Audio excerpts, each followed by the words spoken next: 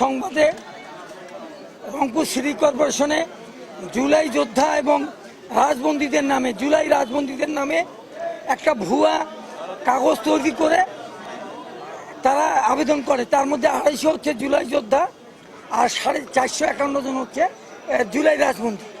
এইটা খবরটা জানার পরে আমি লাইসেন্স শাখায় গেছিলাম। লাইসেন্স শাখা বললো যে এইটা এই লাইসেন্সের জন্য আমরা 8 তারিখে এইটার পরিপ্রেক্ষিতে একটা মিটিং করছে এই বিভাগীয় কমিশনে করিয়া তারা হুলা করি লাইসেন্স দেওয়া যখন পাতারা করছে। যেহেতু বিএনপি হচ্ছে রাজবন্দী সবচেয়ে বেশি, তাদের বিএনপির মহানগরের সভাপতি, কনভেনার, মহানগরের সদস্য সচিব, জেলার সেক্রেটারি, যুবদলের প্রেসিডেন্ট সবার সঙ্গে কথা বলে আমি রিপোর্টটা করছি। এই রিপোর্ট করার পরে মানে যেহেতু তাদের 5 কোটি টাকা প্রতি লাইসেন্স এবং এই ঘটনার সঙ্গে সরাসরি বিভাগীয় কমিশনার পর্ষদ হিসেবে ইনভলভ, আর হচ্ছে এই উম্মে ফাতেমা প্রধান নির্বাহী কর্মকর্তা। আজকে আমি কাছেরি বাজারে ওখানে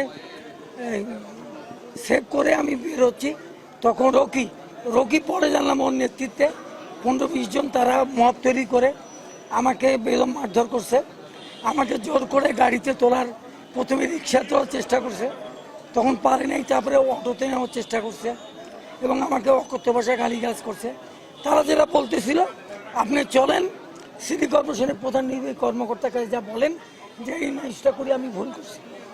তারপরে আমাকে ওরা নিয়ে আসে আমার মোবাইলটা নিয়ে নেয় এবং সিটি কর্পোরেশনের প্রধান নির্বাহী কর্মকর্তা রুমের কাছে বসায়, রুমের সামনে। তারপরে আমাকে ওখানেও মারধর করে এবং একটা রিপোর্ট যে রিপোর্টটা আমি করছি তা আমার যদি রিপোর্টটা কোনো ভুল হয়ে থাকে তাহলে তো প্রতিবাদ করে না। আসলে 5 কোটি টাকা একটা বড় ধরনের একটা টাকা তুলতে খাইতে পারে নাই, এই জন্য এরা এই পদে বিভাগীয় কমিশনার প্রধান নির্বাহী কর্মকর্তার নির্দেশে এবং